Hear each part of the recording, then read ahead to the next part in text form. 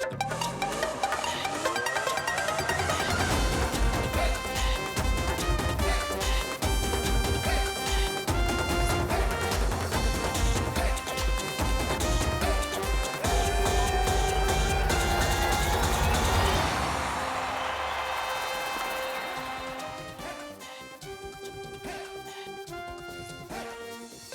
hosts are back in action. England, they need to bounce back after getting an early defeat in this World Cup. And up against them is the bogey fixture of the World Cup. Bangladesh have had the better of them in the 3 encounters that the two teams have had in this tournament's history. And it's not a team that's going to be easy to just push aside. England v Bangladesh is where our attention lies on ESPN Cricinfo Matchday UK 2019. Hello and welcome to all our viewers in ESPN Cricinfo as well as ESPN the Caribbean. I've got Ajit, Agarkar and Daren, Ganga in studio with me. Very shortly we'll also hear from Graeme Swann and Shahriar Nafees. It's a big test for England today, Daren. Big test, and they have quite a number of things going for them. They're batting 6 consecutive times in excess of 300. Their record, very good. They're #1 ranked team, you would say, and team that should be adaptable to the conditions that are presented. On the other hand, Bangladesh, they have a very good record against England in World Cup matches, 2-1. And they have a very good record at Cardiff as well. Their previous 2 one-day international matches, they've won it. So they will need to take those positives and use it to their advantage. Now, there we go. We have our Daren Ganga nugget for the day, and always a good Maybe one. you should let him open. I think I should. The West Indies did. I should. Who am I to say no? All right, Ajit, it's also a big game for Bangladesh, who've shown signs, and this too would be a huge scalp for them if they manage to. Yeah, I think this will really set them up if they have to sort of harbor any hopes of getting into the semi-finals. They've shown if they play at their best on the day, they can upset some of the more fancied teams. For England, maybe there's a reason to, there's some memories from 2015 where it, I guess, changed for England a little bit, how their one-day cricket changed after that loss against Bangladesh, which knocked them out. So there's some payback there. So should be a good game. Hopefully, Bangladesh play at their best because otherwise England might be too strong for them. Right. Now, ahead of this game, it is a big one. Like I said, there are plenty of questions on how England will bounce back, what are the issues they need to address. And Bangladesh have made quite a statement in their 2 games too. Alexis Nunez and Michael Holding were looking ahead to this game. Now, it may not look it right now, but I promise you that Cardiff will be buzzing come Saturday as England face off against Bangladesh. I don't want to say needing to bounce back, Mikey Holding, who's joined me right now, but probably wanting to after that upset against Pakistan. Now, Owen Morgan was asked in his press match conference that, if they had any worries from the last match leading into this one against Bangladesh, and he said no, because the result was fair last time around, and they're ready to go again this time. Is that how you see it? Definitely. I don't think any team that loses a game this early in the tournament will worry too much. South Africa have lost too many, I would think. But if you have a little bit of a blip earlier on, there's so much cricket left. I think this is the greatest format you could ever have. Every team plays a minimum of 9 games, getting into the semi-finals. So if you have a little bit of a slip-up, you have a chance to recover. Pakistan slipped up against the West Indies. That is what they would say. We would say differently. But they did not let that affect them. They played England and beat them. And I think that is going to be the attitude of all the teams this early in the tournament. All right, well, let's talk about team news now because, of course, we know that England are spoilt for choice. And now there's talk about bringing back Liam Plunkett, possibly to suit the ground here, probably at the expense of a spinner. What do you see happening? I heard that talk as well after the last game that they played. And the pitch here in Cardiff usually has a bit of grass. It's usually a lot greener than the rest of the pitches that we have been seeing in this tournament. So they may think on that line. But the pitch here doesn't usually offer a lot of pace. It may be green, it may seam around a little bit, but it won't be a very quick pitch. Other thing against the spinners, small ground. And these small grounds are very dangerous for these spinners, especially with these big bats. So you just may see that the spinner is left out. Well, they have 2 spinners. Yeah. They may leave one out. Who would be your pick to leave out? I wouldn't leave out Moeen Ali. Okay. But again, the leg spinners have been doing so well. You never can tell. I'm glad I'm not in the England selector's shoes. That's definitely a very tough job. Let's talk about Bangladesh now because we know exactly what they can do with the ball. And Owen Morgan said that, they're also good in the top order with the bat. So he gave the nice diplomatic answer. But which parts of their game do you think England should fear most? Well, they're batting. I think they have a pretty good batting lineup. Camille Mick has been around for quite some time, and I'm glad to see that he's a lot more consistent now. Even their current captain, Murtaza, not as quick as he used to be, but he's an inspiring leader. Yes. I'm glad to see guys like that still in the team. All right, thanks so much there to Mikey Holding. Well, as we have seen many times again, that England will definitely go into this match as favourites, but sleep on Bangladesh at your own peril. Yep, that's a fair way to sum up how to treat Bangladesh for every other team. At your own peril, take them lightly. Alexis and Mikey Holding. Let's go to get the Bangladesh perspective. And it's been a fine showing in their first two games. They nearly managed the points against New Zealand as well. So Shahriar Nafees will have plenty to be optimistic about. But this is the big one, Shahriar. And like Ajit nicely pointed out, Bangladesh have a history of upsetting England. England's transformation came after Bangladesh took their World Cup spot. They would think of it in 2015. It's a different England team now, but it does feel like Bangladesh are up for the challenge this time. Yeah, definitely. Hoping for a very good match. When I was reading a newspaper a couple of days back, I was reading an interview of Owen Morgan, and he said losing to Bangladesh in 2015 World Cup was one of the one of the hardest days of his life. And after that, they wanted to turn around and they wanted to turn around and they wanted to build a good team. So England has been working hard, and they have become a very, very good team at this moment. For Bangladesh, this match will be a key match, because if they lose it, then they have to start worrying, they have to reshuffle. And if they win it, then what will happen? Bangladesh will be boosted up with a lot of confidence, and they can go ahead. A very good encounter. It will not be an easy game for Bangladesh. Right. Let's see what the mood's like. First and foremost, the weather is great, because after yesterday, we don't want rain affecting things anymore. Now, we all know that England wants some revenge from Bangladesh, right? They cost them a World Cup quarter-final spot in 2015. It also cost Graeme Swann 10% of his match fee in 2011, when in Chittagong, Andrew Strauss's team went down. And it was Graeme Swann who said that it was ludicrous to play a day-night game where Swanee couldn't grip the ball and couldn't defend 225 on that day. So I'm sure he's got a few things that he'd like to say to these Bangladeshi boys. And he's here. In spite of that ICC fine, he's done well for himself as Graeme Swann. So he's with Alexis Nunez now. Alexis, take it away as we look back at one of Swann's slightly more irritable days in international cricket, which happened to be an England-Bangladesh World Cup fixture. Yes, indeed. Thanks so much, Ronak. We are here, and the sun is shining in Cardiff. It's a bit windy. That's why I had to put my hair back, so don't expect a good hair day for the entire show today. Oh, Swati's being complimentary. Now, you guys just missed a nice little rhythm section there in the back. We've been dancing because, you know, this one can dance. But anyways, I'm sure you want to respond to Ronak. Well, what I'm hearing is that England are clear favourites to win this game. If you go on World Cup form, I don't think they are. As you say, 2011, thanks for bringing it up, Ronnie. Oh. England did lose to Bangladesh. Yes, I bowled quite well that day. 3 for 49, I think it was. But apart from me, we were outplayed. Bangladesh are a very good one-day team these days. It was here at Cardiff, actually, about 15, 20 years ago, that they beat Australia in a tri-series game. And that was seen as a real freak and a minnow, an underdog beating a big nation. Bangladesh are not that minnow and underdog anymore. They're a bona fide one-day team. They play a lot of one-day cricket.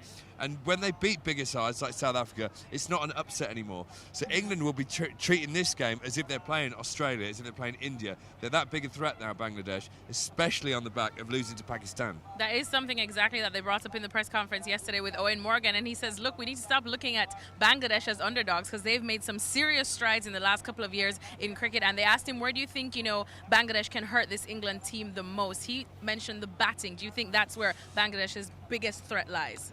No, I think Owen Morgan's saying that because what he really thinks is the spin bowling.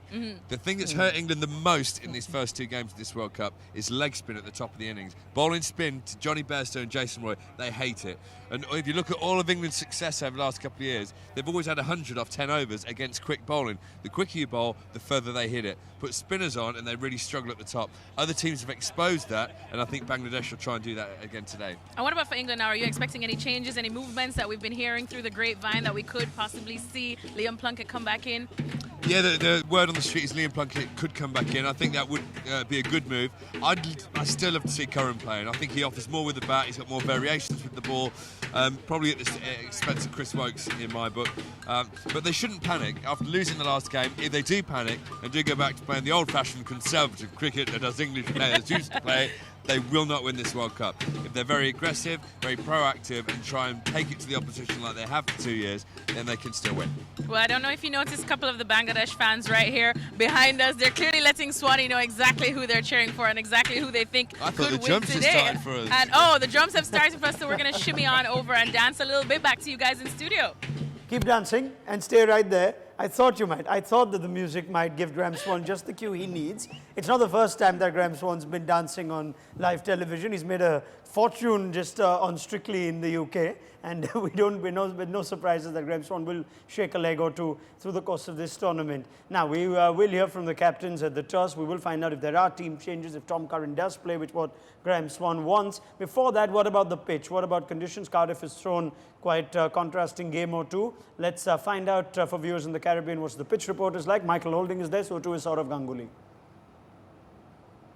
And viewers on ESPN Cricinfo, stay right with us. We just try and figure out what sort of conversations we can have regarding team combinations. Swanee says Tom Curran might offer more. Mikey Holding saying there's a case perhaps to leave out one spinner. That could be Moeen Ali. Which way would you go with England? It will not be surprising if they leave a spinner out for this contest, because what we've seen from this England side, they've scripted a new narrative for white ball cricket for England post World Cup 2015. So I think they select their 11 based on conditions, based on the opposing team, and you would think from what you've seen from Bangladesh, that seam is the way to go against them. So I would not be surprised if they add another seamer to the squad that played their last game.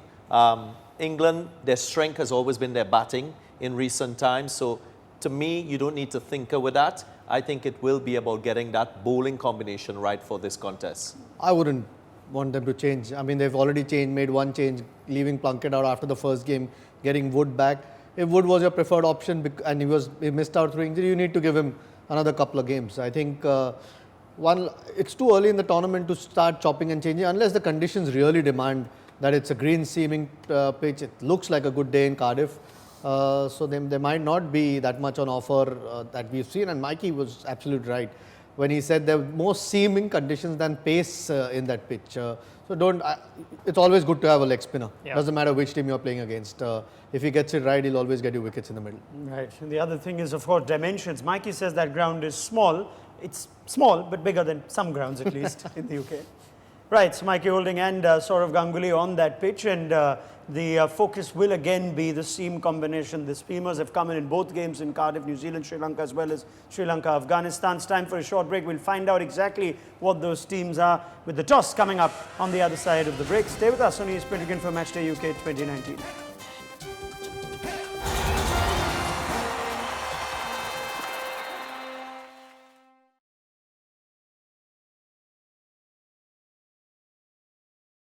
Hi, I'm Mark Butcher. Here is my all-time World Cup 11. Opening the batting, Sanath Jayasuriya.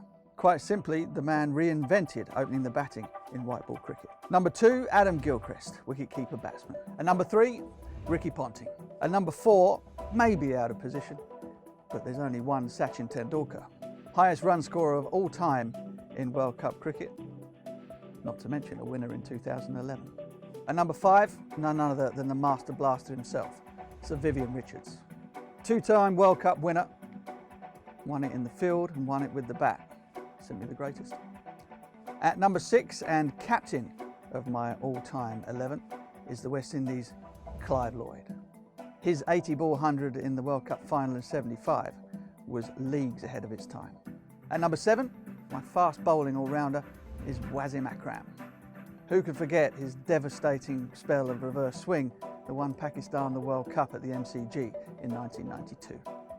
Number 8, death bowling specialist and gully fielder extraordinaire, the giant Joel Garner.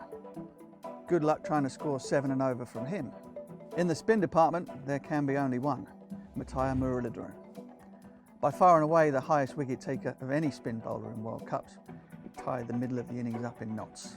Like all my picks, this man won the World Cup for his country. and is one of the highest wicket takers of all time, Zahir Khan. Whether with a new ball, in the middle overs or at the death, he was a very, very tricky customer. Took his wickets in less than 21 apiece. And last but by no means least, at number 11, the highest wicket taker of all time in Cricket World Cups, Australia's Glenn McGrath.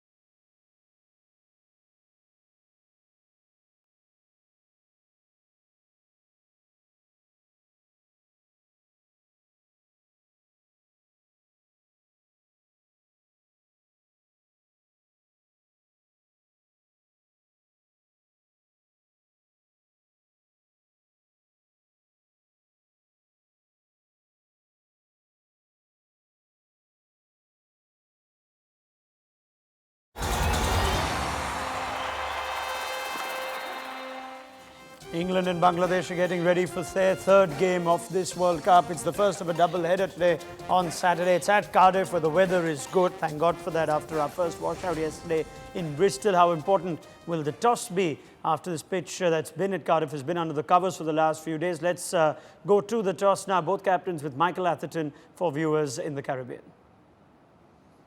And viewers on ESPN Cricinfo, stay right with us. We'll find out if the fact that this pitch has been covered would tempt captains into having first use of it with the new ball. Ajit, would you want that? Morning start as well. I mean, 10:30, but it's still morning. So I'd be very surprised if anyone decides to bat first on that. And you'd go with that Bangladesh? I think what they would have looked at is obviously the stats on off at that ground, and you see generally teams have been more successful chasing. The other thing in 2011 when they beat England, they would have chased, so maybe trying to take every little positive from every contest they've had with England and transfer it into today's match. I mean, for both teams. I mean, England would want to have their seamers exploit if there is anything first up against Bangladesh batting, and Bangladesh wouldn't want to expose their batting and also make use of try and put a bit of pressure on England if they can get a few early wickets in seaming conditions, if it does seem. Yeah. Shahriar, what sort of team are this Bangladesh team? They've even in the New Zealand game, it looks like their better chance would be to set targets up and really put pressure after that. Do you look at them as a chasing team that can chase 300, 330, 340, which is often what England make teams do? Eventually, you have to chase. If you want to play the semi-finals, if you want to be one of the better teams in this World Cup, you need to chase down big totals. You need to, when you bat first, you need to put up a big total. So, if at this moment Bangladesh team is a confident bunch of guys where they are confident to do chasing or bat first, whatever they do, they have to bring their best game today, because in this game, if they are playing good, it will give them the direction and the confidence to become one of the better teams in this World Cup. If they lose today, they will be like into consecutive losses. So then they have to go to the drawing board and find out what combination or what plan they need to do. So it will be a very crucial game for Bangladesh. Hope Bangladesh will play well, because they have a very good history in Cardiff. They have a very good history against England in World Cup. So the past is supporting Bangladesh. Now the present, if they play well, it will support Bangladesh. I mean, that's the other thing, right? Even if you are a team that prefers batting first, I think maybe in India might just be a team that prefers batting first, but you have to get enough games chasing if you're going to win this World Cup, you'd think. You've got to be balanced, I mean, and you've got to be able to do both. Use your bowlers to defend totals and bat and set good totals. We've seen two previous matches before Bangladesh against South Africa. And just hold that thought, Daren. We'll come to you in just a second. And getting confirmed news now then from Cardiff is that Bangladesh have actually won the toss. They're going to have a ball first. Yes, Daren, carry on with the so point very you're making. different to what happened against New Zealand and against South Africa in their two matches. They batted first and mixed results for them. So probably going according to conditions, trying to exploit that and trying the chasing approach, which is something that as a team you'd have discussed, you would have prepared yourself. You can't be one-dimensional if you want to win a World Cup. Also to put England, let England chase, if the pitch does get better, batting second is always a risk. With that kind of batting lineup, then you're looking at trying to put up a big total, or maybe approaching your innings. Now, I think, especially with the pitch under covers, I think it was a no-brainer, really. I'm not sure what England would have done. It may not worry them as much, but for Bangladesh, definitely, I think it's a good toss to win. Right. As it turns out, Owen Morgan was happy to win the game and lose the toss in the first game against South Africa, and they will be batting first again. Let's confirm team news. There is a change that has been made. Now, Graeme Swann wanted Tom Curran to be included in this team. He felt he offers just a little bit more. But if we look at this team, there's room for the extra pace and seam of Liam Plunkett, who played the first game and then found himself out for Mark Wood. But it's not for Mark Wood that he returns. They've gone with just the one spinner, Moeen Ali, who's missed out. They go with one spinner, which is Adil Rashid, so Moeen Ali misses out. And that's the call that Michael Holding made as well yesterday in the build-up to this game with Alexis. So let me go back to Alexis Nunes with thoughts from Graeme Swann on the news that England are batting first and the fact that they've brought in Liam Plunkett for Moeen Ali. Alexis, all yours. Thanks, Ronak, and we could not wait for you to come back to us because Swanee is not really a pleased man. He just went from dancing to just shaking his head with this one, with the fact that Moeen Ali is the spinner that misses out, not Adil Rashid. It's not the fact that's happened. I mean, always blame the off spinner. Lose a game. The guy got 3 for in the last game, for goodness sake, England. He's your best bowler at the minute. Do you think it has to do with his form with the bat? But it shouldn't be with the bat. What it is, I mean, England have obviously think that Adil Rashid is the better bowler and that Moeen picked up the wickets because of Adil at the other end. What they've done well for the last couple of years is bowl as a pair in the middle. And the reason they've done well is because England have posted big totals. They've got 100 opening partnership, they've got 350. It allows them to build pressure. What they're going away from is the clear decision making that they made for 2 years to get to number 1 in the world. So straight away, I'm a bit nervous now. England are going World Cup Potter. But dropping Moeen Ali, I think, is a mistake. I think you should have played 2 spinners because in England, even though it was raining yesterday and there's a bit of wind, people will think it'll move around. It won't do a lot with a white ball. These white balls don't swing for more than 2 or 3 overs. So you've got to have 20 overs in the middle of spin. This ground card, honestly, I used to love bowling here in one-day cricket. It's slow and it sits up a bit. It's very, very difficult to get after spinners. Short straight boundaries, yes, but you'll take the 1/6 every 3 or 4 overs back over your head for people getting caught with wicket, caught long on. Honestly, I think this is a big mistake by England. However, I think it's good that they're batting first because they have to be proactive now. They have to try and put a big turtle on the board. All right, thanks so much, Swanee. There you have it, Ronak. I'm going to try and take him back to the drum so he can dance a little because he's getting a little heated down here. I can dance again. No, he doesn't want to dance.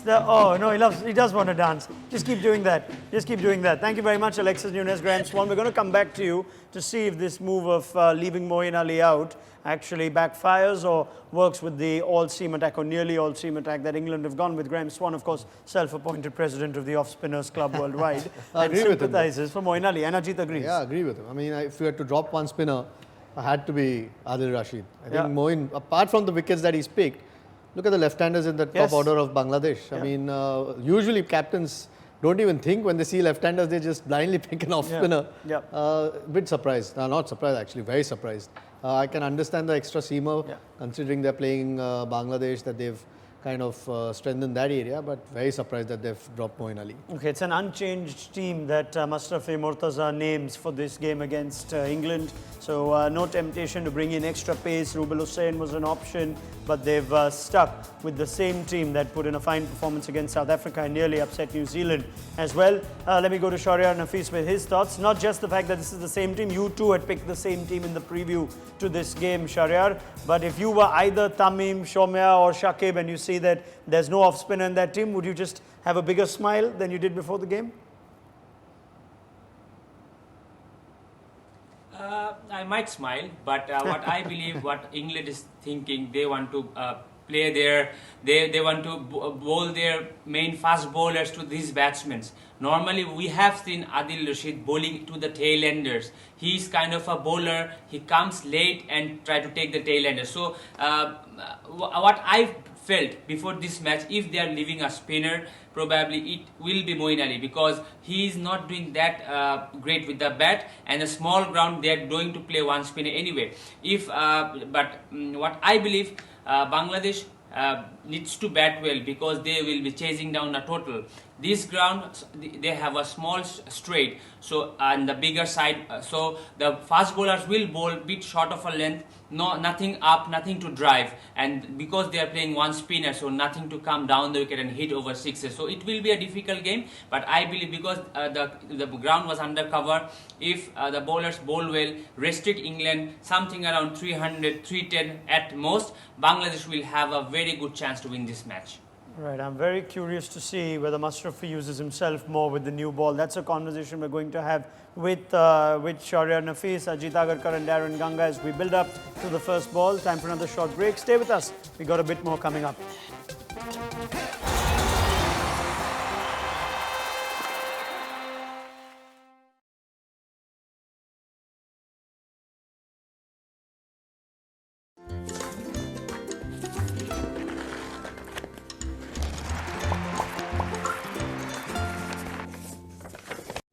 M is for minnows. A fair number of teams have been handed the tag, from Zimbabwe to Kenya, Ireland to Afghanistan. But real, authentic minnows? Just 4. East Africa, Scotland, Namibia and Bermuda. Why? Because of the 20 teams that have played in at least one World Cup, these are the only 4 that have failed to win a single match. East Africa lost all their matches in 1975, as did Namibia and Bermuda in 2003 and 2007 respectively.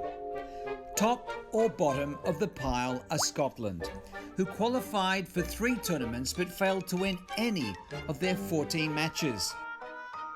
But if you think none of these teams left a mark, think again. In fact, think of Bermuda's Dwayne Leverock.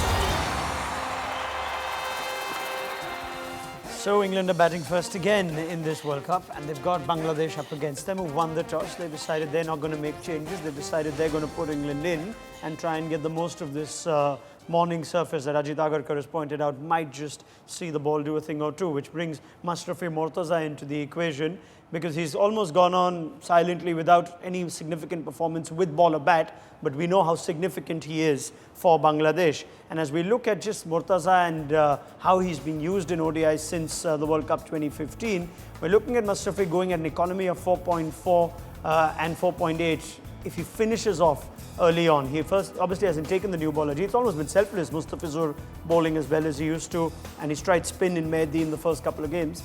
But now, is there a question on how Mashrafi could be used today, looking at the conditions on offer? Yeah, I think he did bowl with the new ball last game. Yeah. I mean, Shahriar made the point yesterday, I think when we did the preview a couple of days back, that that's the best place for him to bowl. I mean, from my opinion, he's a real worry. I know he's the leader and keeps the team together and has led them well in recent times.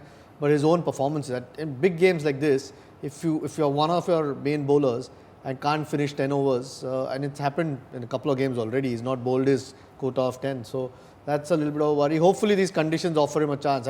Surely today he's got to take the new ball. I mean, and those numbers tell you the story in any case. I think he's a changed bowler now towards the fag end of his career.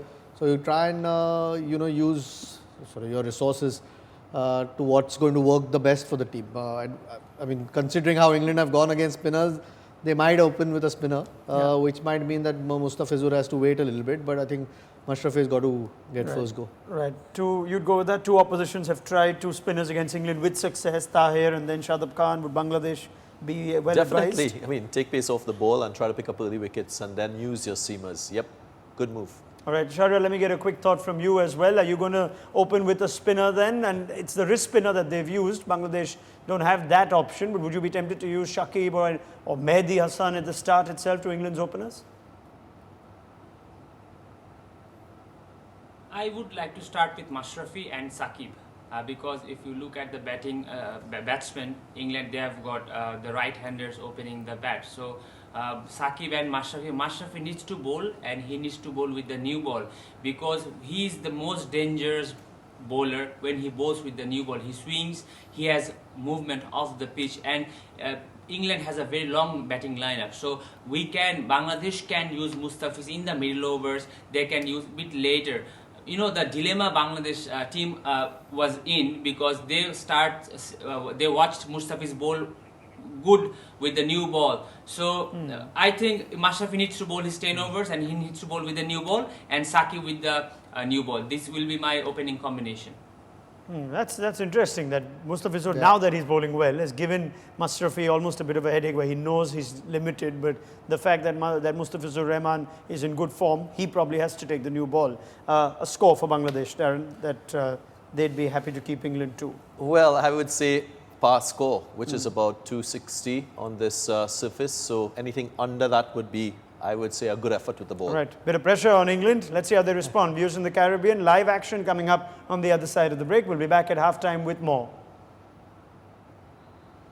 And viewers on ESPN Cricinfo, don't go anywhere. We're going to continue this conversation because I like the points that Shahriar has raised. We'll also talk about England's batting and where they need to perhaps get more out of certain players, given that this is a formidable batting. But let's just talk a little more about the bowling, since that's been raised.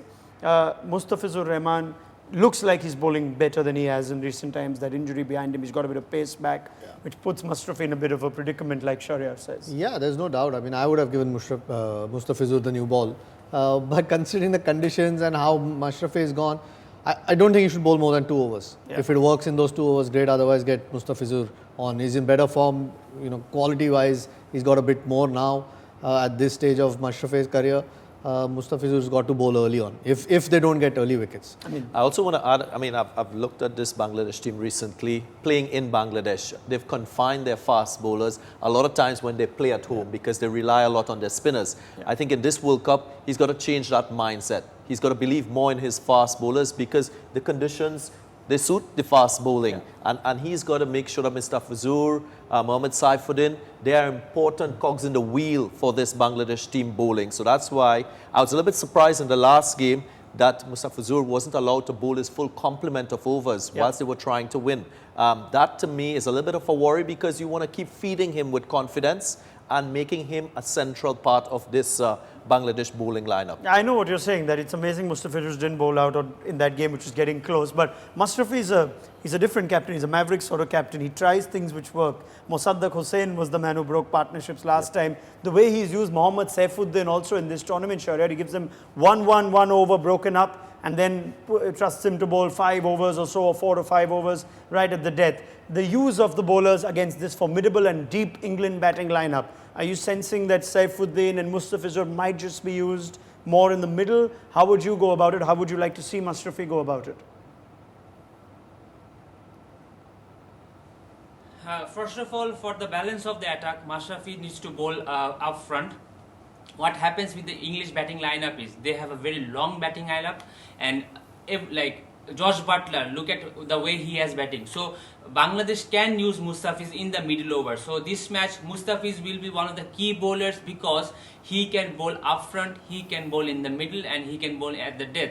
So now today's match, Bangladesh has the option to use their bowlers more, and they will have the flexibility of the situation to use their bowlers. So Mustafiz will be key today, but Mashrafi, if he swings the ball and cuts the ball, he can be dangerous also. And one thing I believe, Mashrafi has been playing for a long time. He has been a great leader, so he should be confident about his bowling, and I know he is confident. He is a guy who loves to handle the situation as it is. Last match, the reason he didn't bowl because Mosaddaq was bowling good and he got wickets. So today it's a different day, it's a different game, a different opposition. So probably we'll see a more flexible bowling order today. Okay, we're waiting to find out, and it's the 12th match. We're already about 25% through with the World Cup, and it's getting more and more exciting. Tournaments picking up steam. It's 48 matches, lots of innings, over 28,000 balls, and we are following every ball here. And you know what? We're also going to play the World Cup as the match happens on Hotstar Watch and Play, where you don't just watch the match, you play it live alongside your favorite cricketer. So just get onto Hotstar and get up with Hotstar Watch and Play. That's where you need to go. We also need to start predicting, and it's not been an easy week for predictions, but let's see if our cricket picks will have our experts backing Bangladesh after the strong showing they've done, or is everyone just going to hide behind the might of England? Here's cricket picks on ESPN Cricinfo. Put your tipping to the test. Play Cricket Picks, the new predictor game from ESPN Cricinfo. Make predictions and track your progress throughout the tournament. The easiest thing you'll do all day. Go to espncricinfo.com/cricketpicks and play today. Okay, now I have a few things I need to figure out here. That Shahriar Nafees' name on the England side is not a typo like it was with Daren Ganga on the day the Australia-West Indies happened. As it turned out, as it turns out, maybe you should just go back and say, no, actually it wasn't a typo. So everyone's gone with England. So as good as Bangladesh have been, as promising as they've been, you do think the might of England will prevail. Like, let's get Daren first and then I'll go to Shahriar at the end. England too strong, you think? Yeah, stronger in this contest. They have more pros than cons. I think Bangladesh, more question marks from their last encounter. Just losing intensity in all departments. Do they have the X factor in this team, in this Bangladesh team, to rise against a strong England batting lineup? I don't think so. And I think they can outbat Bangladesh in this game. If they score a total in excess of 300, it would be very difficult for Bangladesh to chase it. All right, Shahriar, I know that you would hope that Bangladesh wins, but you're going with the conventional wisdom. On paper, the stronger team is England? You know, when you are working with the paper, you go with the paper. So at this moment, pen and paper, England is a stronger side. I'm not saying a better side, but it's a stronger side. But I hope and pray with all my heart, Bangladesh brings his best game and win the match today. I tell you what, if they do bring their best game, it'll make for a good contest. Because when Bangladesh are the A-plus version of Bangladesh, it makes for good viewing. They play well. The spinners get on it, the batsmen are good of quality. It just needs consistency. Yeah, and if the pitch does something, that might end up being a good toss to win. I think that was their best chance of putting England on a fresh pitch. If they can get some early wicket, might put a bit of pressure on England. England already coming off a loss of Pakistan. So, you know, I'm sure there'll be a few nerves with the kind of expectations that are there from England in this World Cup. They don't want to lose too many wickets. I mean, that's Bangladesh. That is the best that Bangladesh would be hoping for right now after winning that toss. If they can prize out the two openers, I'm sure they'll put England under pressure. But at this point, if you look at the two teams, England will be a bit too strong for them. You know, just have a look at the venue stats for Cardiff. And again, a conversation that is normally had about grounds in England. The average first innings score, the venue in the last 5 completed ODIs is 225. Now, I think there's been a bit of rain around that might have helped in that. And that Sri Lanka-Afghanistan game along with the New Zealand game would have brought things down. But these are the best numbers I've seen for pace bowlers at most grounds in England, Daren. 27.9 spinners, not too bad either. And this rationale that we saw the teams going, picking the guys that bang it in because the square boundaries, like Shahriar says, are bigger and wider. You want to play the guys that can bang it in, and that's why the spinner's the casualty? Yeah, that's restricting boundary scoring straight down the ground. You would think that more short or short of a good length will be that length in this pitch. Again, it will be a strategy that England use against Bangladesh because we've seen the awkward bounce and the high height has created some problems for Bangladesh, not necessarily the pace, and that's what we expect from this surface. We'll get a little bit of bounce. You know, we spoke about that average score being a little bit on the low side. Post 2015 it was about 260, and that alone shows that that average score has dropped because of the sporting conditions, you would say. And that is something for the seamers to exploit. You've got to be controlled. The seamers who have done well in this World Cup are guys who've shown aggression and controlled aggression, who bowl the right lengths and use the short delivery wisely. I expect if England are to do well with the ball, that is the same approach that will be required. I hope, though, the length's not short. I think from what we've seen, everyone's been talking about the covers being on for the last couple of days, a bit of rain around. Sometimes the pitch might start or be a bit on the slower side because it's not got enough sun or hasn't been rolled enough. So I think that short of length ball, just protecting or you have bigger square boundaries, and that's why you bowl that, might not be the length to. Is that Graeme Swann dancing or?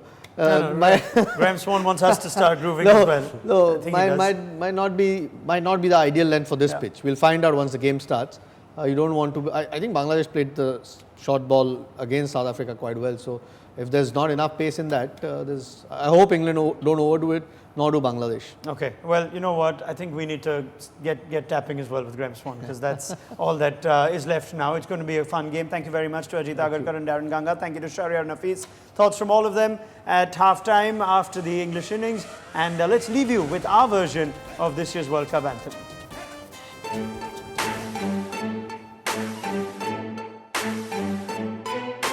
The Junes are 75 and 9, the awesome Windies in their prime, the bowlers quick, the batsmen fine. Remember? Do you remember? Nope, I can't remember, that was too long ago. Holding Marshall, Garner, Lloyd, and Mighty Viv. They were going for the hat trick, the greatest team that lived. They swaggered in, they stagger out, they shake their heads, they cry. How on earth did we lose to a team that played Yashpal at 5? So many massive moments, it's the little things that stick. English fans will not forget Mike Gadding's reverse flick. Imran's Tigers, they're brawling. Sanat Kalu, brawling. In 99, we laughed and cried as Lance and Donald crawling. Oh, it's out! I cannot believe it! Australia go into the World Cup final. Ridiculous running with 2 balls to go. Let's shed a tear for the Brits who never won the cup at all. Don't forget they taught the world to play with bat and ball. Then we have the Aussie legends. We don't care if you're a hater. 5 trophies in 30 years without sandpaper. Yeah, come on, hit it. Hit it. Let's hit it. So many questions in the mix. Can Kohli top the Dhoni 6? Can Faf and Harsh beat the rain? So will we see more fading brains? Can England find a slice of luck? Can New Zealand survive on pluck? Can Lanka find new superstars? And will Gill send at least one to Mars? Hit it. Come on, hit it. Hit it. Let's hit it. Hit it. Come on, hit it. Hit it. Let's hit it. Hit it. Come on, hit it. Hit it. Let's hit it.